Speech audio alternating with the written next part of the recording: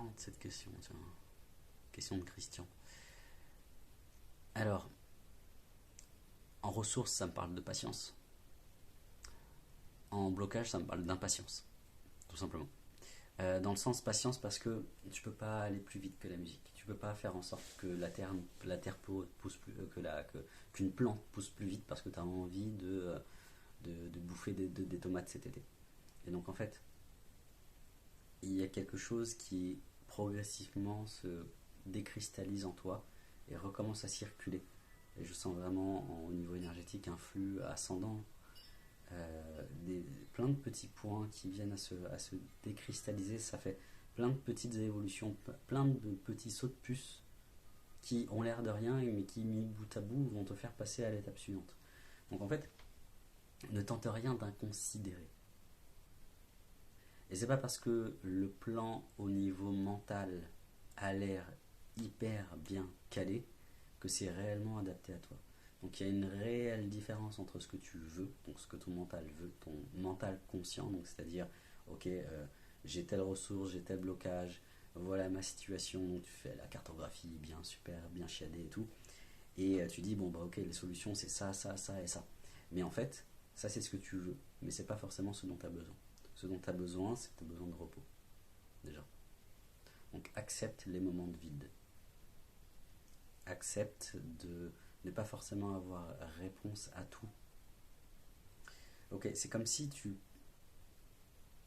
tu étais établi sur l'énergie du sachant, tu vois, sachant, chassant. Il y a un jeu de mots à faire entre les deux, c'est marrant. Donc tu es sur l'énergie du sachant, donc c'est à dire que ton mental, c'est vraiment celui qui fait office euh, d'inspecteur des travaux finis. Donc c'est celui qui va venir à la fin, ton intuition a fait le boulot, tu as déjà commencé peut-être à faire, à faire des choses, à faire des actions, à entreprendre des choses pour, de manière très concrète. Et il y a ton mental qui vient faire un blabla. Et l'enjeu pour toi, c'est de revenir dans une douceur. Voilà ce que je pourrais dire pour toi, Christian. De revenir dans une douceur de vivre. Et profite de l'été pour ça. Si tu pars en vacances, si tu es indépendant, si tu es salarié, peu importe, c'est de t'octroyer de réels moments de vide où tu vas faire les choses, où tu vas ne rien faire. Tu vas faire des choses sans importance, qui ont l'air sans importance, mais qui te permettent déjà de baisser la pression. Je sens en arrière-plan chez toi une ancienne tendance, ou en tout cas les reliquats d'une ancienne tendance à se foutre une pression monstre. Et ce qui est intéressant avec cette question, c'est comme si c'était une question qui était en partie issue de ton mental et que ça allait permettre à une partie de toi de légitimer le fait que tu dois t'activer, que tu dois faire ceci, que tu dois faire cela, alors que peut-être la solution c'est pratiquement de ne rien faire, ou de faire des choses sans importance, ou de faire des choses pour rien. Je suis en train de voir s'il n'y a pas autre chose à voir chez toi. Tu peux pas aller plus vite que la musique.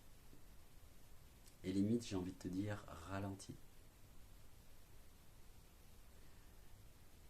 Parfois, la meilleure manière d'apprendre quelque chose, c'est pas d'aller vite. C'est pas de tout rabâcher vite, vite, vite. C'est de le faire au ralenti.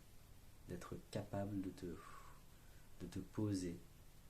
Et encore une fois, je retombe sur cette notion de vide, sur cette clé-là. Donc en fait, c'est pas parce que tu sais les choses que tu es prêt à les mettre en action. C'est pas parce que tu as la préscience de quelque chose, ou tu as l'information te concernant de ton prochain cycle que tu peux le faire. Et c'est pas parce que ton plan mental est déjà que ton plan au niveau mental est déjà établi que c'est forcément celui à faire. Donc je t'invite à une remise en question de tes plans pour l'été, de ce que tu comptais faire même pour la rentrée, j'ai envie de te dire. Et que peut-être il y a des surprises qui viennent, qui sont déjà là.